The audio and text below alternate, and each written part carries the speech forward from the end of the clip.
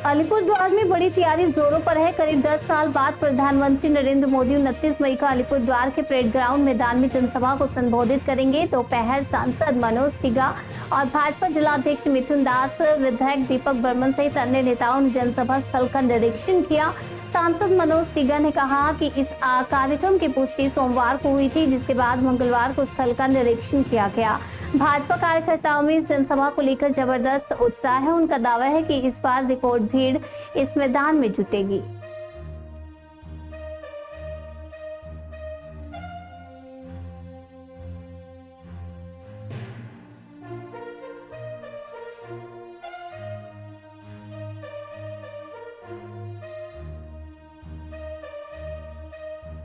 এখানে মাঠ পরিদর্শন করলেন, কি প্রোগ্রাম রয়েছে, কি কি কি হবে এখানে যদি একটু বলেন কিভাবে হচ্ছে। আপনারা সকলেই জানেন যে 22শে এপ্রিল পেহেলগামে যেভাবে যারা নির্দোষ লোককে সেখানে ধর্ম জিজ্ঞাসা করে মারা হয়েছে, তারপরে আমাদের অপারেশন সিন্দুর হয়েছে, তারপরে আপনারা জানতে পারেন যে 5টা ডেলিগেশন ভারত সরকারের বিশ্বের বিভিন্ন দেশে যাচ্ছেন, যাতে পাকিস্তানের যে মুখোশটা যে তারা সন্ত্রাসবাদীকে সমর্থন করে ভারতের ভিতরে পাঠায়, সেই মুখোশটা খোলার জন্য ভারত সরকার বিভিন্ন যারা দল থেকে যুক্ত আছেন তাদের প্রতি লিডারশিপে কিংবা রিপ্রেজেন্টেটিভে পাঠানো হচ্ছে। আর সিন্দুর অপারেশন পরে এটা প্রথমবার যে আমাদের মাননীয় প্রধানমন্ত্রী আলিপুরদুয়ার বুকে আসতে চলেছেন আগামী 29 তারিখ। উনি আগ্রহ প্রকাশ করেছেন যে বাংলার বিভিন্ন জায়গাতে যাবেন, সেখানে আলিপুরদুয়ারকেও বেছে নেওয়া হয়েছে। এটা আমাদের সৌভাগ্য। এর আগে আপনারা জানেন যে 2011 এবং 2016 সালে মাননীয় প্রধানমন্ত্রী মাদারিহাটে এসেছেন 2011 সালে। সে সময় তিনি গুজরাটের মুখ্যমন্ত্রী ছিলেন এবং 2016 সালে প্রধানমন্ত্রী ছিলেন। তারপরে প্রথমবার আলিপুরদুয়ার জেলা হওয়ার পরে আমাদের মাননীয় প্রধানমন্ত্রী আলিপুরদুয়ার জেলায় আসার আগ্রহ প্রকাশ করেছেন। তাই আমরা আমাদের যারা নেতৃত্ব আছেন সকলেই মিলে আমরা মাঠ পরিদর্শন করছি, কোন জায়গাতে মঞ্চ করলে কিভাবে কি করলে যাতে সুন্দরভাবে মানুষ যাতে মাননীয় প্রধানমন্ত্রীর বক্তব্য শুনতে পারবেন এবং ওনার যে বার্তা থাকবে সেটা বার্তা নিয়ে বাড়িতে ফিরতে পারবেন। দীর্ঘ প্রায় 10 বছর পরে আলিপুরদুয়ারে ফের আসছেন, কতটা আশাবাদী বিজেপি কর্মীরা?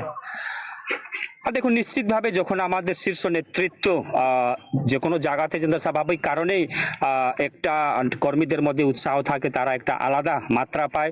নিশ্চিতভাবে আমাদের এখনো আমরা বুথ পর্যন্ত পৌঁছাতে পারিনি, মন্ডল পৌঁছাতে পারিনি। প্রথমবার কালকে আমরা একটা বলতে পারি যে কনফার্মেশন পেয়েছি যে আমাদের এখানে 29 তারিখ সভা হবে। তো নিশ্চিতভাবে যখন এই বার্তাটা বুথ পর্যন্ত যাবে, কর্মীরা আরো উৎসাহিত হয়, বেশি সংখ্যক আমাদের কর্মীরা আসবেন। আপনার প্রভাবটা 2026-এর মে মাস পর্যন্ত হবে, যতক্ষণ না রেজাল্ট বের হবে। বলে এটা কি পাখির চোখ করে লোকসভা বিধানসভা নির্বাচনকে পাখির চোখ করে কি মানে সভা? দেখুন, আমাদের যখন লোকসভা নির্বাচন হয়েছে তারপরে আরো কয়েকটা জায়গাতে বিধানসভা নির্বাচন হয়েছে, আপনারা দেখেছেন যে আমরা জিতেছি। এবং কিছুদিন আগে দিল্লিতে হয়েছিল বিধানসভা নির্বাচন, সেখানেও যে কেজরিওয়াল বলেছিল যে मोदी जी को हराने के लिए और एक बार जन्म लेना पड़ेगा, मोदी जी इसी जन्म में केजरीवाल को हरा करके दिखा दिया।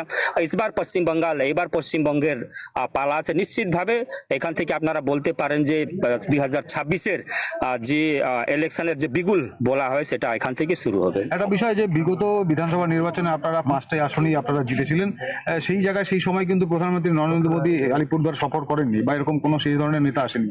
এবার নরেন্দ্র মোদী আসছেন নির্বাচনকে কেন্দ্র করে, আপনার বক্তব্য অনুযায়ী তাহলে কি মনে হচ্ছে কোথাও আপনাদের সাথে তৃণমূলের একটা শক্ত লড়াই হবে বলে মনে হচ্ছে? দেখুন, লড়াই তো হবেই, লড়াই 1:1 হবে, তৃণমূল ভার্সেস বিজেপি হবে।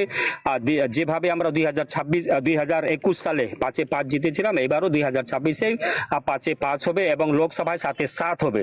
মানুষ মেন্টালি প্রিপেয়ার্ড আছে যে যেভাবে দুর্নীতি হয়েছে, 26,000 যারা শিক্ষক আছে তাদের চাকরি গেছে, যারা যোগ্য আছে তাদেরও চাকরি চলে গেছে এবং প্রাইমারির তো আপনারা জানেন যে সুপ্রিম কোর্টে চলছে।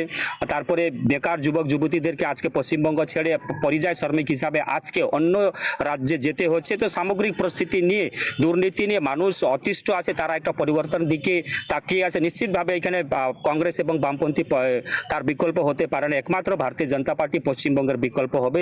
4%-এর পার্টি 40% গেছে। নিশ্চিতভাবে আমরা 50%, 52% ভোট নিয়ে ভারতীয় জনতা পার্টি 2026 সালে একক সংখ্যাগরিষ্ঠতা নিয়ে পশ্চিমবঙ্গে মুখ্যমন্ত্রী হবে ভারতীয় জনতা পার্টি। চা বলের ব্যাপারটা কি দাঁড়াবে? এখন চা বাগানকে শেষ করে দিয়েছে, 15 বছর একের পর এক চা বাগান বন্ধ হয়েছে। মুখ্যমন্ত্রী উত্তরবঙ্গে ভিজিট করলেই চা বাগান বন্ধ হয়, নাম শুনলেই চা বাগান বন্ধ হয়। মুখ্যমন্ত্রী ভিজিট আরম্ভ হয়েছে, মধু চা বাগান বন্ধ হয়েছে। সুতরাং তৃণমূল কংগ্রেস চা বাগানের হাল হকিকত পরিবর্তন করতে পারবেন একমাত্র ভারতীয় জনতা পার্টি আসলেই, ডবল ইঞ্জিনের সরকার আসলেই চা বাগানের হাল হকিকত পরিবর্তন হবে। তার জন্য আসাম তার আছে প্রমাণ যে 800 চা বাগান থাকা সত্ত্বেও আজকে আসামে সুন্দরভাবে চা বাগানগুলো চলছে, কিন্তু পশ্চিমবঙ্গে একেরও এক চা বাগান বন্ধ হয়ে যাচ্ছে। শ্রমিকরা কাজ করছে কিন্তু তারা 5 মাস ধরে তারা বেতন পাচ্ছে না। সেখানকার স্টাফ সাব স্টাফরা 6 মাস ধরে তারা বেতন পাচ্ছে না। ফলে শ্রমিকদের যারা চা বাগানে কাজ করছেন তাদের ছেলে মেয়েদের শিক্ষা দীক্ষা নিয়েও তারা সংকটে পড়েছেন। অনেক ছেলে মেয়েদের শিক্ষা ব্যবস্থা শেষ হয়ে গেছে, তারা স্কুলে যাচ্ছে না, তারা কম বয়সে বাড়ি ছেড়ে অন্য রাজ্যে যেতে বাধ্য হয়েছে। তার জন্য যদি কেউ দায়ী হয়ে থাকে আজকে শ্রমিকদেরকে বাইরে যাওয়ার জন্য, তার জন্য একমাত্র তৃণমূল কংগ্রেস দায়ী, মমতা ব্যানার্জি দায়ী। তাহলে সেই ক্ষেত্রে কি জন বার্লা এই মুহূর্তে যে তৃণমূল কংগ্রেসে গেলেন, এই দায়টা কি জন বার্লা বলতে যাচ্ছেন?